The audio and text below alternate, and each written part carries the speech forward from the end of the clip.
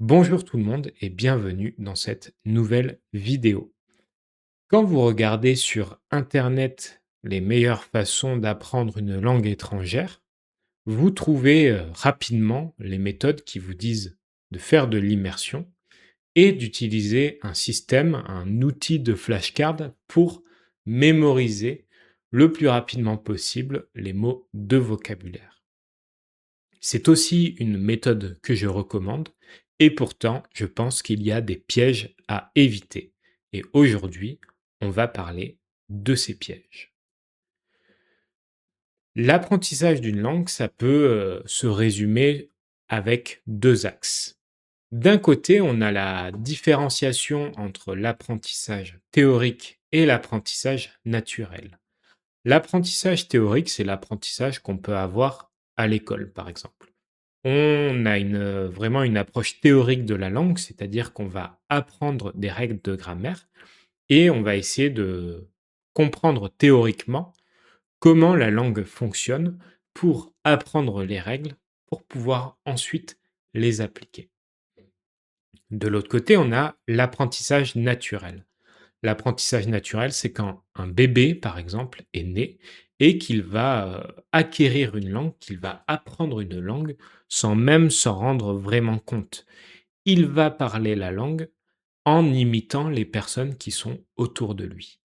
À force d'entendre les gens parler la langue, il va essayer de les imiter pour communiquer et il va apprendre naturellement une langue. Même si on a tendance à opposer les 2 aspects, ces 2 aspects, bien évidemment, en général, il s'agit plus d'un juste milieu à trouver entre cette approche théorique et cette approche naturelle. Mais du coup, en général, on est habitué à avoir, appris une langue étrangère avec une approche théorique, notamment à l'école. Personnellement, j'ai appris l'anglais et l'espagnol et c'était vraiment, de l'apprentissage théorique. C'est-à-dire qu'on avait des livres avec des leçons de grammaire. Le professeur nous expliquait les leçons de grammaire et ensuite on faisait des exercices et s'il y avait la moindre faute, on était pénalisé, on perdait des points et on avait une mauvaise note.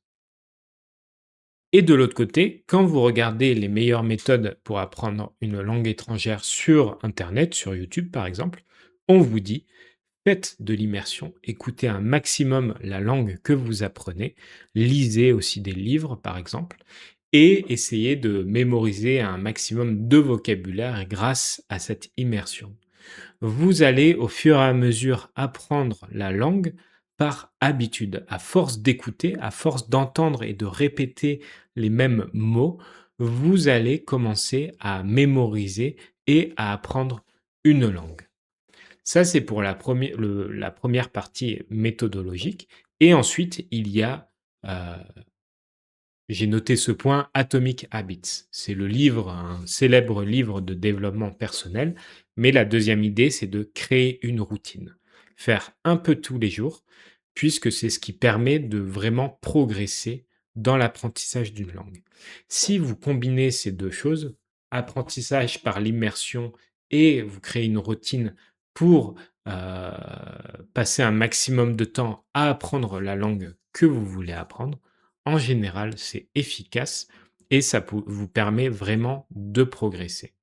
Ça, c'est vraiment les 2 axes principaux de l'apprentissage en autodidacte d'une langue étrangère. Personnellement, c'est ce que j'ai fait pour le japonais, c'est-à-dire que je regarde des vidéos YouTube, j'utilise un système de flashcards pour noter les mots de vocabulaire que je ne comprends pas et je révise ces cartes pour essayer de mémoriser un maximum de vocabulaire.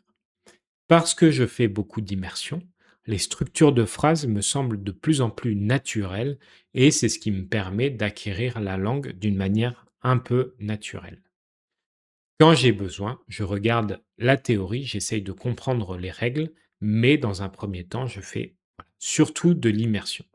Et du coup, quand on voit ce genre de méthode, on se dit, ben, en fait, je vais apprendre la langue comme un bébé qui vient de naître. Je vais apprendre la langue naturellement et parfois on entend même des personnes dire apprendre sans s'en rendre compte. Apprendre sans effort, facilement une langue et avoir un niveau, natif ou du moins un niveau vraiment naturel. Mais est-ce que c'est aussi facile? Est-ce qu'il n'y a pas des pièges à éviter dans cette méthode d'apprentissage qui est immersion, système de flashcards et faire un petit peu tous les jours?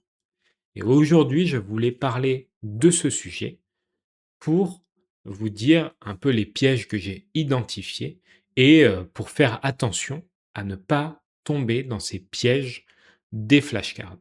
Pour être plus précis, je vais parler de 3 pièges et je pense que le plus important à éviter, c'est le troisième, donc restez bien jusqu'à la fin de la vidéo. Je fais ça pour le watch time, ne m'en voulez pas s'il vous plaît. Lorsque vous apprenez une langue par vous-même en autodidacte, vous pouvez parfois vous sentir déconnecté de la langue et de la culture du pays. Une solution consiste à parler directement avec un natif. Et c'est l'occasion pour moi de vous parler du sponsor de cette vidéo, italki. Pour ceux d'entre vous qui ne connaissent pas italki, il s'agit d'une plateforme d'apprentissage des langues personnalisée qui vous permet de trouver des professeurs de français natifs et de réserver des cours particuliers. Vous pouvez trouver des personnes des différents pays francophones, France, Belgique ou même Canada si vous souhaitez apprendre le français canadien. Tabarnak. Vous pouvez filtrer les résultats selon le prix et surtout, vous pouvez choisir le type de cours en fonction de vos objectifs. C'est entièrement personnalisé. Vous pouvez choisir un cours pour parler français avec un natif, un cours de conversation pour améliorer vos compétences en compréhension et en expression orale, ou par exemple un cours plus théorique pour vous préparer à un examen. L'un des principaux avantages d'italki est que vous payez seulement pour chaque cours que vous faites. Il n'y a pas d'abonnement. Les cours s'adaptent donc entièrement à votre budget et à votre emploi du temps. Dans tous les cas, il s'agit d'un cours personnalisé avec des objectifs personnalisés et des feedbacks en temps réel. Au-delà de l'apprentissage d'une langue, parler avec un locuteur natif vous ouvre les portes de la culture du pays. C'est comme mettre un pied dans le pays et je pense que c'est idéal lorsque vous vous sentez loin d'un pays que vous aimez. Salut Nicolas, Salut Félix. merci de prendre de ton temps pour répondre à mes questions et je voulais savoir, selon toi, c'est quoi les principaux avantages d'un cours conversationnel sur italki? Est-ce que voilà, ça va être plus de la fluidité ou d'autres choses, par exemple? Je dirais que les points principaux euh, d'amélioration, c'est donc la fluidité, comme tu viens de dire, et je dirais trouver le mot juste. Tu vois, ces deux choses-là. C'est-à-dire que là où une personne va prendre quelques instants pour réfléchir et trouver un mot qui correspondra vaguement à ce qu'il veut dire, bah, au bout d'un certain temps, on est capable de trouver le mot juste, le mot qu'on veut vraiment utiliser, et la fluidité. Je pense que c'est les deux points principaux dans lesquels on progresse avec la pratique de la conversation, dans lesquels on ne progresse pas en faisant seulement de la grammaire ou de la conjugaison. Merci en tout cas d'avoir répondu à mes questions et à la prochaine. Super, merci beaucoup et je te souhaite bon courage pour la suite en tout cas. Salut, salut mec. Donc si vous voulez en savoir plus sur la France, les Français et la langue française, vous pouvez trouver un professeur et lui demander si ce que vous voyez dans Emily in Paris est vrai ou non. Nous sommes en 2026 et si votre résolution pour la nouvelle année est d'apprendre une nouvelle langue, cliquez sur le lien dans la description pour commencer dès maintenant votre apprentissage. En utilisant mon code promo exclusif Félix, vous pouvez acheter 10 $ et recevoir 5 $ gratuits pour votre première leçon. Ce code n'est disponible que pour les 50 premières personnes. Merci à italki de soutenir mon travail. Le premier piège, c'est la démotivation, c'est d'être démotivé. On l'a dit, comme on peut le voir dans le livre Atomic Habits, ce qui est vraiment puissant, c'est de créer une routine. Quand vous commencez à faire quelque chose un petit peu tous les jours, c'est là où vous allez vraiment voir des effets bénéfiques. C'est vraiment plus efficace de travailler 15 minutes par jour plutôt que de travailler 1 ou 2 heures par semaine le samedi ou le week-end. Premièrement, vous allez créer une habitude et ça sera de plus en plus naturel de faire cette pratique, de réviser la langue que vous apprenez. Et ensuite, vous avez un meilleur niveau de concentration pendant les 15 minutes. Vous créez une habitude et du coup, ça va un peu avoir un effet boule de neige. C'est-à-dire que à force de faire une activité, vous allez progressivement progresser. Et du coup, ça, c'est vraiment la base de la base. Le plus gros danger quand on crée une habitude, c'est de tout simplement arrêter. Si vous créez une habitude et que vous arrêtez, il va falloir reprendre pour essayer de reconstruire cette habitude. Et c'est là un piège à éviter quand on utilise ce système de routine et de flashcard, c'est de ne pas être démotivé, c'est de faire attention à la démotivation. Quand on crée une routine, on peut, à force, avoir l'impression de juste faire quelque chose qui n'a pas vraiment de sens, de faire des révisions tous les jours, mais sans vraiment savoir pourquoi. En fait, comme ça devient automatique, on n'a plus vraiment l'impression d'avoir des objectifs ou euh, une liste de choses claires à apprendre, et du coup, on peut arriver à être démotivé. En plus, quand on fait un peu tous les jours, on peut avoir l'impression de faire un gros effort, mais de ne pas forcément voir les résultats. Souvent, on peut avoir recours à des statistiques. C'est-à-dire que, par exemple, si je prends l'exemple du running, aujourd'hui, tout le monde fait du running, tout le monde fait de la course à pied et utilise Strava pour montrer à ses amis, les statistiques de leur course. Strava, c'est un réseau social pour les sportifs. Et ça, je trouve que c'est assez, ça montre bien comment juste avec des statistiques, on peut réussir à rester motivé, à rester, concentré dans notre objectif. Pour l'apprentissage d'une langue, c'est un peu pareil avec des applications qui vont compter le nombre de mots que vous apprenez, compter le nombre de mots que vous connaissez déjà, le nombre d'heures que vous faites d'immersion, et cetera. Mais même avec ça, parfois, on peut arriver à être démotivé. Quand j'apprends le japonais, quand j'apprenais, j'apprends toujours le japonais, à un moment, on arrive vite à un plateau intermédiaire, c'est-à-dire à un niveau où on commence à comprendre les vidéos qu'on regarde, à pouvoir lire, et cetera. Mais on a ce sentiment qu'on ne progresse pas vraiment. On a l'impression de stagner et du coup, c'est vraiment à ce moment-là qu'on peut ressentir de la démotivation parce que finalement, on fait un petit peu tous les jours, mais on perd un peu ce sentiment de progression. Alors certes, il va y avoir des statistiques, mais parfois, on a un peu l'impression que c'est juste des chiffres et que notre compréhension, elle ne progresse pas vraiment.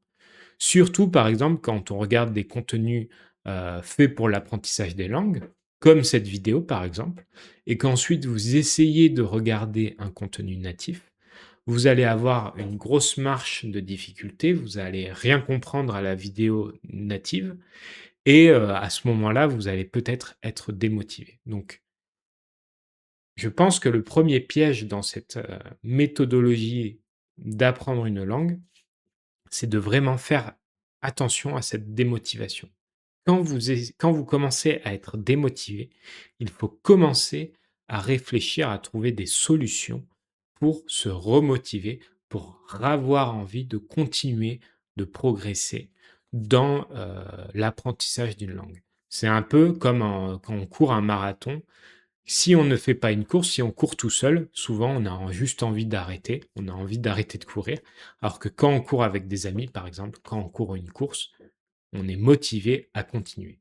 Donc faites attention à votre démotivation et essayez de trouver des solutions pour stimuler votre envie d'apprentissage. Le deuxième piège à éviter, c'est ce que j'appelle le pilote automatique.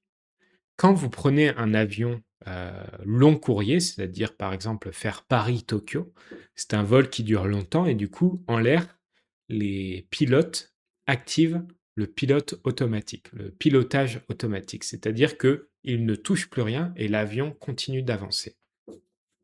Et ça, j'ai un peu l'impression que ça peut arriver dans l'apprentissage d'une langue, c'est-à-dire que on utilise son application de flashcards et en fait, par routine, tous les matins au petit déjeuner, on fait nos flashcards et on est un peu comme sur Tinder où on fait droite-gauche, oui, je connais, non, je ne connais pas, sans vraiment être concentré. On le fait vraiment en pilote automatique et à la fin, c'est un peu comme quand on scrolle sur Instagram ou TikTok.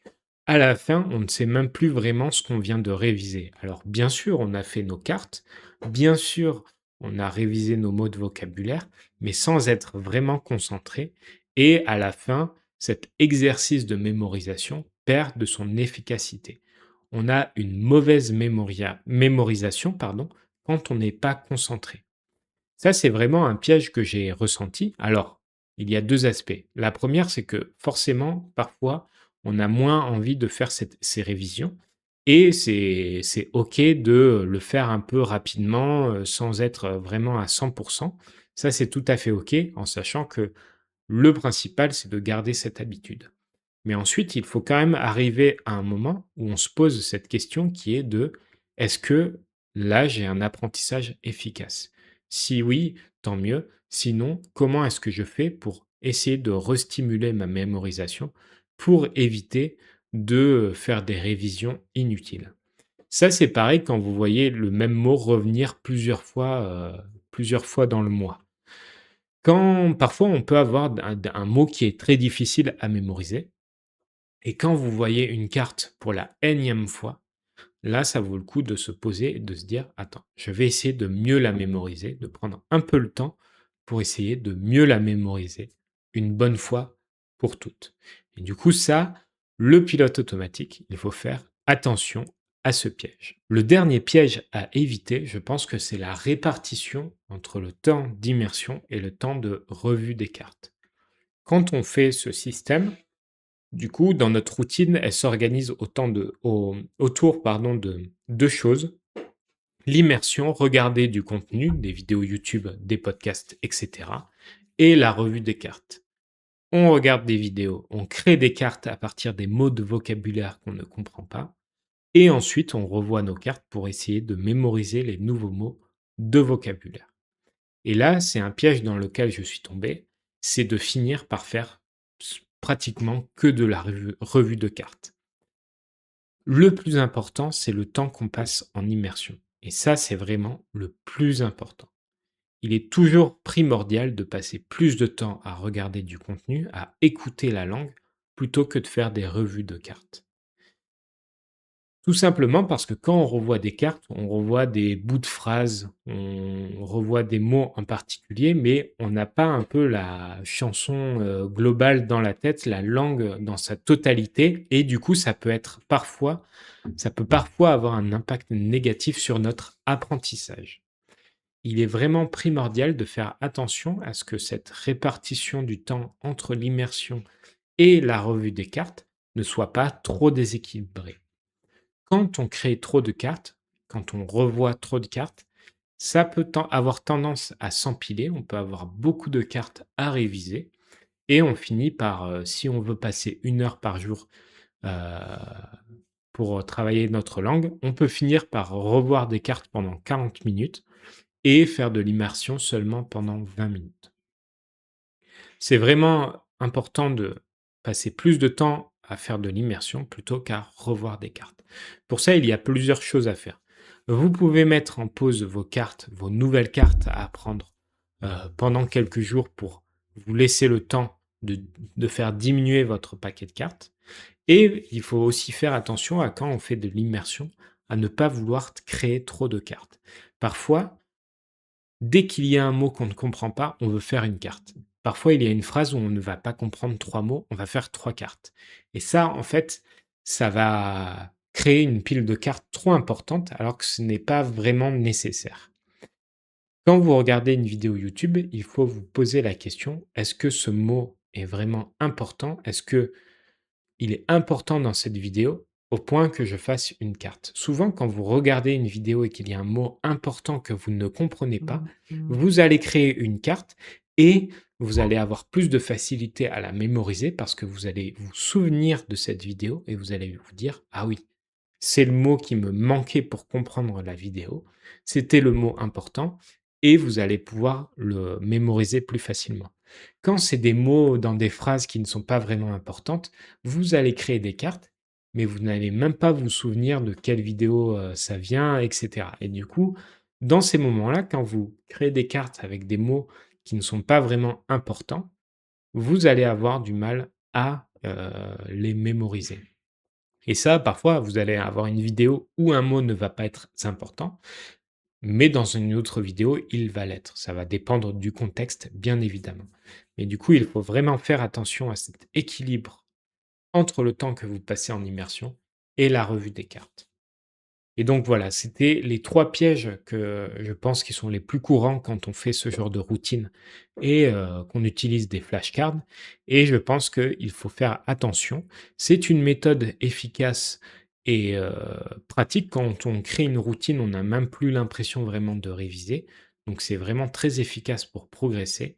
Il faut juste faire attention à ne pas finir en pilote automatique, à ne pas être démotivé et surtout à toujours passer du temps à écouter la langue et à prendre plaisir à l'écouter. C'est ça le plus important et je pense que c'est ça qui va vous permettre de progresser et vraiment d'atteindre le niveau que vous souhaitez. J'espère que cette vidéo vous aura plu. Si c'est le cas, n'hésitez pas à mettre un j'aime et un commentaire et je vous dis à la prochaine.